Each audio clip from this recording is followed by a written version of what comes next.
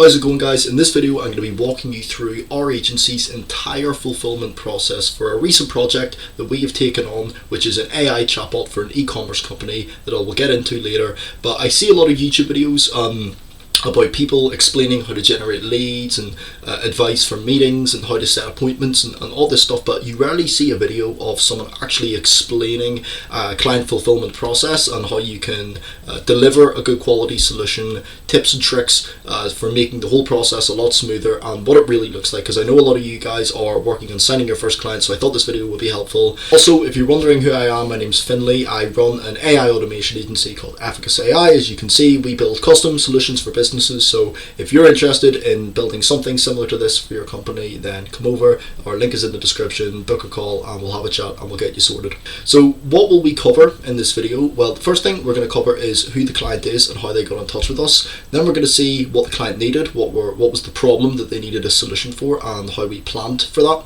And then we're going to talk about building the knowledge base, developing the agent using Voiceflow, how we branded and personified the agent, and some key takeaways, lessons learned. And at the end, if you stick to the end, I've got a limited time offer, a very, very special template giveaway. So stick to the end and you'll see that. So without any more yapping, let's jump into it. First things first, who's the client and how did they get in touch with us? Well, the client is a UK-based e-commerce company. They're called Harera Halal Pet Foods, and essentially these guys are very unique. So if you don't know what halal means, basically it's an Islamic term and it refers to anything that's acceptable according to Islamic laws. So certain foods, clothing and other practices can be considered halal or haram. I'm sure you probably already know this, but these guys are the only UK halal pet food company. There's no one else doing this. They're the only HMC certified pet food company in the world, and that's the Halal Monitoring Committee, I'm pretty sure. They're launching in the second quarter of 2025, and you can find all of their socials and links in their website in the description. Here's their website here. So they've got a wide variety of food. I would definitely recommend, if you're a Muslim, to go and check them out, join up to their newsletter. So how they got in touch with us is pretty simple. It was a referral through word of mouth, and it was from an agency who's already in our network, and we got in contact with this agency originally through cold calls. So back in the day, whenever we didn't really know how to generate leads, we would just ruthlessly cold call companies and specifically agencies. And one of the agencies that we called, we jumped on a call, we were talking about potential projects. Nothing ever happened, but I got an email, as you can see, just to let you know. This is from the guy who owns the agency that I originally spoke to. Just to let you know, I passed on your details to a client of mine, Sham Rashid, who has a halal pet food company. I've recommended that you provide the customer support agent for the site, currently a static site with an e-commerce soon to be launched. So very exciting stuff, and I was very, very happy when I got this email. So yeah, we eventually got in touch, and the next part of this I'll explain how we planned and how we got the whole project kicked off. So let's go. So let's talk about what the client needed and the planning process. So the problem and the solution. The problem that they had is they had a limited budget for customer support whenever the company was going to launch, and they had expected a very high traffic volume, so they wanted to prepare in the best way possible and in the most sustainable way possible. And they were looking to save time on general inquiries and also boost sales with an engaging chatbot. So it wasn't just going to be saving time and answering basic questions. They also wanted something that was engaging, that could potentially try to upsell products and also handle general inquiries, of course. So the solution was a cost-effective AI agent that can work 24/7 at a fraction of minimum wage. So they're saving a lot of money. They're not going to have to hire multiple customer support agents, human customer support agents. And this is going to be equipped to handle unlimited inquiries from high volume of traffic. So if they're getting a lot of people to the website, a lot of orders, there's going to be lots of questions. The chatbot needs to be built to handle that. And it will also allow humans to only handle high priority tickets, high priority issues from customers. So you can kind of see how it all kind of connects here. So then we moved on to the planning process, and this has 3 steps. The first step is discovery. So we scheduled a discovery call with Sham. This is where it all begins, and like I've stated up here, the goal is to deeply understand the client's business, to understand their goal, their pain points, and just sort of map everything out, and to identify the destination. What's the goal here? So we ask questions like, what's the most common question your customers may ask? How many inquiries do you expect each day? And what is your dream solution? So if you could wave a wand, what is the perfect solution, the perfect outcome? What does that look like? And then we can reverse engineer from there. And the key here is to identify the goal and then map out a plan to get there. And once we understand the destination, we can plan the journey with a proposal. So the second step is creating the proposal and the planning. So after the discovery call, we moved on to crafting a detailed proposal tailored to their needs.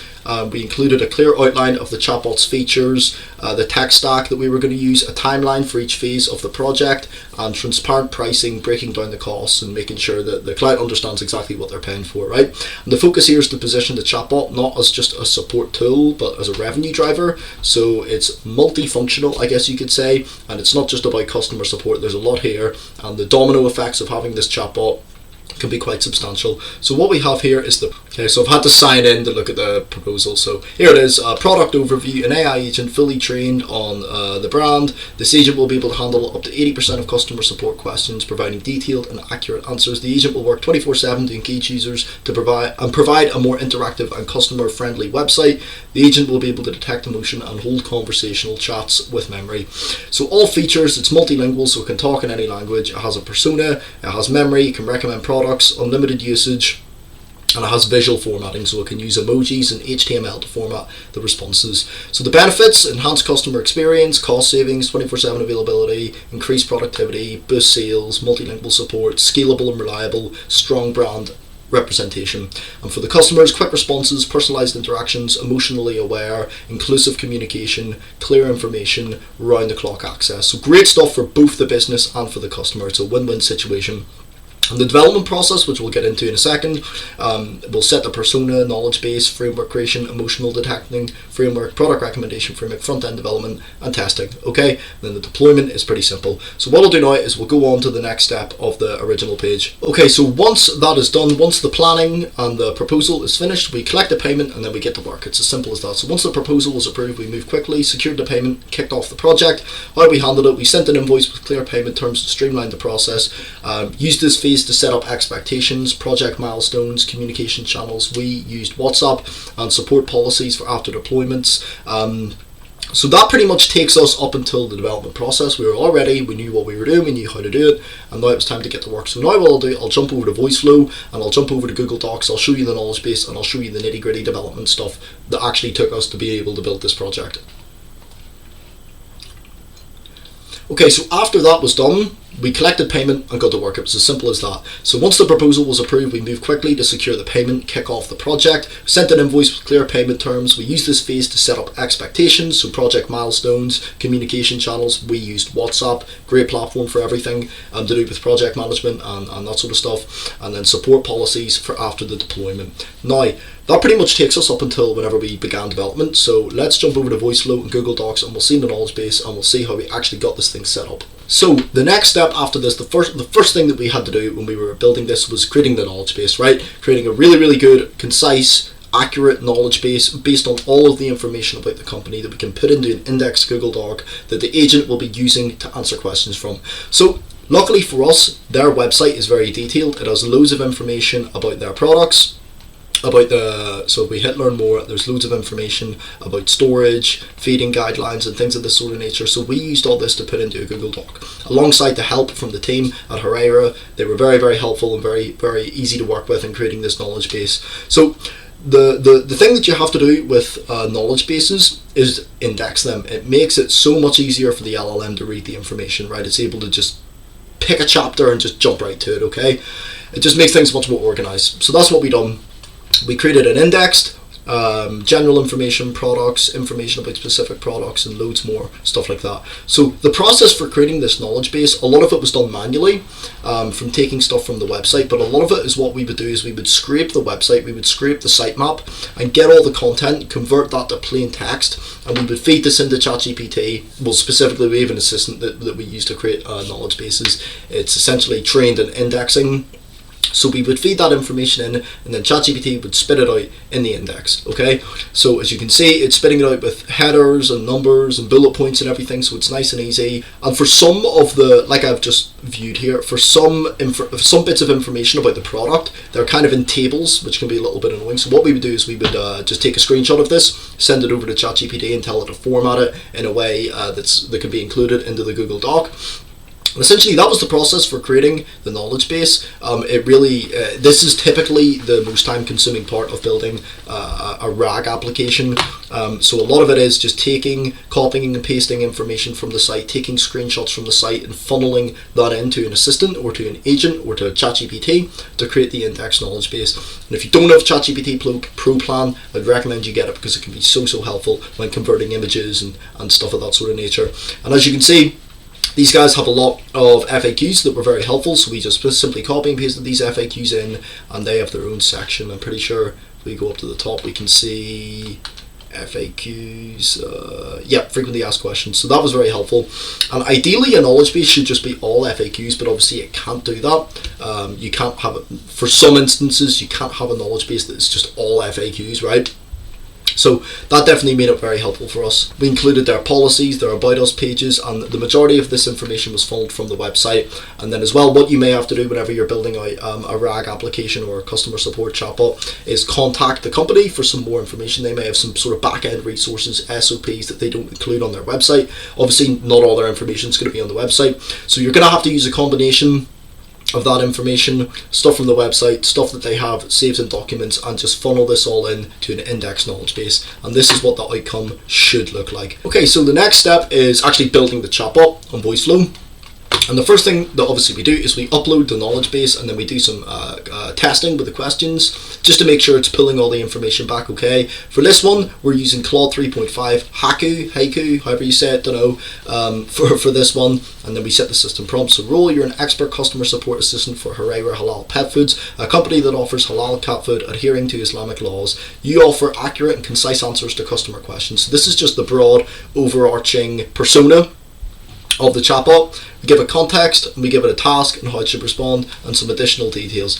So that kind of sets like the overarching standard. But of course, in the workflow, which we're going to get into in a minute, things get a lot more granular, and I'll explain what I mean in a second. Okay, so this is what the customer support chatbot looks like on the back end. So essentially, I'll just give you a very brief overview of what's going on here. So we prompt the user to ask a question, we capture their input, we analyze the sentiment of it. If it's a joke or if it's not something that's serious or a question or something that isn't related to the company, then it comes down here and then it's able to answer it in a playful way, just so, because with some RAG applications what we can see is people ask a question, or people don't ask a question, sorry, people just say something random like hello, or something completely unrelated to a question about the business, and it's not able to answer it, right? So we need to build in a way that it's able to respond to everything. And if it is a question, it is assigned a value which represents a certain sentiment type. So as we can see here, anger, confusion, uncertainty, polite inquiry, which is going to be most of them, and positive engagement. So if the user is writing like a positive review, or if they're really confused about something, if they're angry, let's say for example if they see something that's in all caps, it's able to detect that and respond in a certain way. So we take that, we send the question, we optimize the question, we send that to the knowledge base to pull back the most relevant material, from the knowledge base, and then we put that knowledge into a question, we craft the knowledge response, and then we print it here in this last bit, and then we map it back to the capture user response. So that's essentially how it works on a macro level, but now we'll jump in and we'll actually see the prompts behind all of these modules. Okay, so the first thing is just a message. So hi there, I'm Aisha, your personal assistant for Huraira Pet Foods. How can I help? So we capture that, we save it to a variable, we save it to last utterance, and then we come here to a sentiment analysis. So then we map this to a variable and we give it a value of 2 or 1 to 5. Yeah, 1 to 5, and if it's playful, it'll come down here, and the playful response is, you're an AI assistant for Huraira Halal Pet Foods designed to provide friendly and professional customer support. However, when the user asks a playful off-topic question or non-Huraira Halal Pet Foods related question, you will respond in a way that's conversational and lighthearted. So we come up here, it's given a value, and then we assign that to the variable, and then we feed that into the optimized question.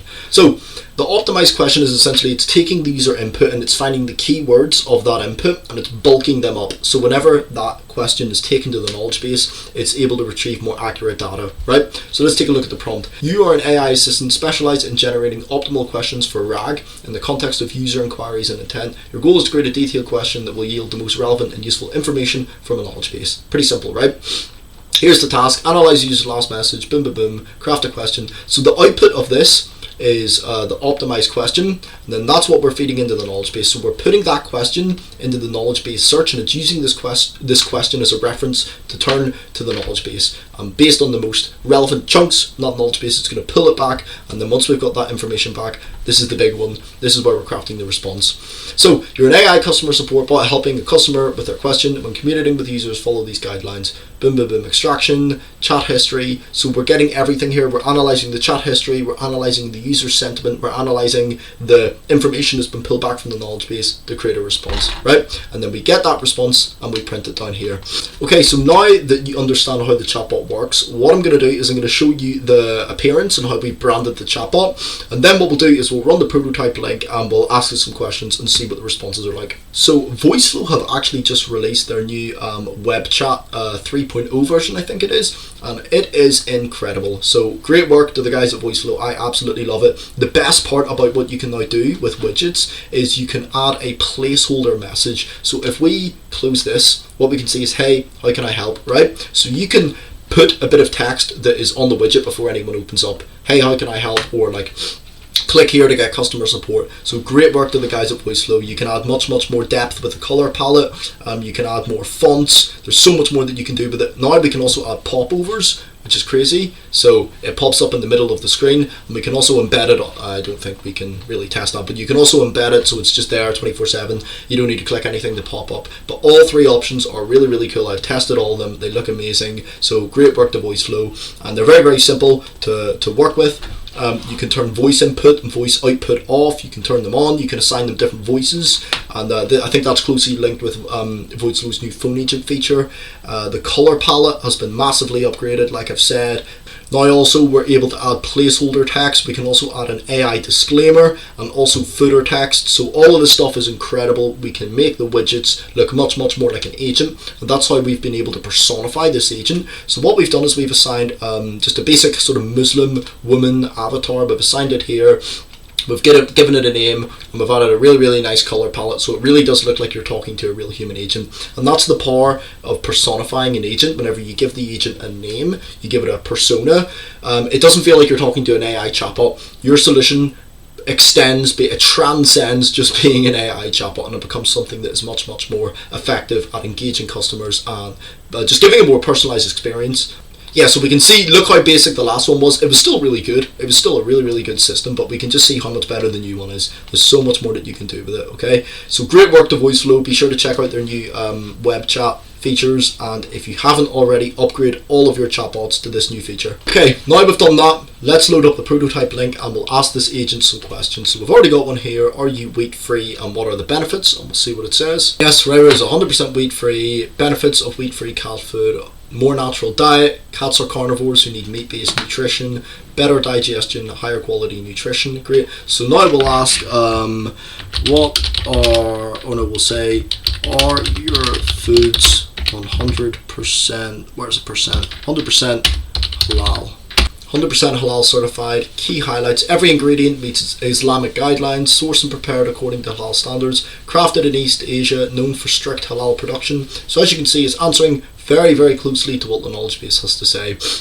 And I guess what we can do is we can say now, hi there, how is it going? So we'll just say something random. Are you having, can't type, having a good day? Now with previous chatbots, it would not be able to respond to this, okay? It just simply couldn't, because there's nothing in the knowledge base that is able to get anything back from this. So we can see it's conversational. Hello there, I'm doing great. Thank you for asking. I'm always excited to help cat lovers find the perfect halal nutrition for their feline friends. How can I assist you today? Would you like to learn more about our cat foods? And if I say sure, it's able to hold that conversation and respond to the follow-up question in the past response, because it's analysing the chat history. And what I'll do now is I'll do one more thing before we move on. Okay, so finally, we've got the last question. What food products do you offer in Arabic? If you guys didn't know, I actually am fluent in Arabic, so that's how I know what that says. I definitely wasn't on ChatGPT there, but we'll see. It's able to respond in Arabic, which is very impressive, so just give it a second. So as you can see, it's able to respond in any language. It's multilingual, which is incredible. So enough testing. What we'll do is we'll finally wrap this up, and I'll show you some things that I've learned, and we'll talk about the special giveaway that I promised earlier. So the biggest takeaway that we've had from this project is that clear communication is everything, okay? I want you to imagine this. Imagine you have just spent a couple £1,000, a couple couple $1,000s on a project. You've paid this to an agency that you don't really know that well. You've had a couple conversations with them on a discovery call, but ultimately you don't know these people, and they just haven't said anything to you in 3 or 4 days. You're going to be very uncomfortable, and you're going to be anxious about what's going on. So as soon as the payment's made, and as soon as they've made that commitment, you need to be able to comfort them and to assure them that they've spent their money on exactly what you're doing and you're getting to work, right? So the foundation of any great project is effective communication, both with the client and with the team, with the development team. So we have learned that regular check-ins with the client help to stay aligned. So it means that we're not drifting off topic. We're making sure that everything's tightly knit and going in the right direction. Clear documentation of requirements, feedback and revisions minimize misunderstandings. Having a single point of contact on both sides, streamlined decision making, WhatsApp or Slack. I wouldn't recommend email, I would recommend something that is much more centralized. So after any amount of progress is made, let your client know. If you've done the most basic thing, let the client know. Let them know that you're getting closer to that goal. Let them know that the money that they've paid for is working and it's not going to waste, and you're not wasting any time, right? So a pro tip is don't assume that the client knows what's possible with AI. Educate them along the way. Talk about things that you didn't realize. Talk about things that you were like, okay, we didn't notice. Just be human. Do you know what I mean? Don't be like some robot. Be likable and be human, and constantly communicate with your client. Okay guys, so I know a lot of you are already members of our Learning Centre, but to cut to the chase, we're going to be making some aspects of it paid, and we're going to have a sort of higher tier community that is going to be paid. It's going to be on a monthly retainer, but there's going to be loads more value that you're going to be able to get from inside. We're going to have packages that show you how to sign your first client, how to guarantee get your first client. We can literally give you your first client, how you can brand your agents, what even to sell if you're an AI agency beginner. So we're going to be adding loads of stuff, and some of these templates are going to be, I guess you could say, premium or exclusive, so some of them are going to be paid, and this customer support Chatbot will be paid because it's a very valuable solution. So if you want access to it, make sure you get to our Learning Centre very quick. Make sure you join our Learning Centre so you don't miss out on this limited time giveaway. But that's pretty much it for this video, guys. I hope this was very helpful, and if you're a business owner and you like the idea of this AI chatbot and you want something similar, then feel free to go to the description. You can book in a call, we can have a chat, we can get you sorted. But yes, thank you very much for watching this video, and I hope it was very helpful. Have a great day.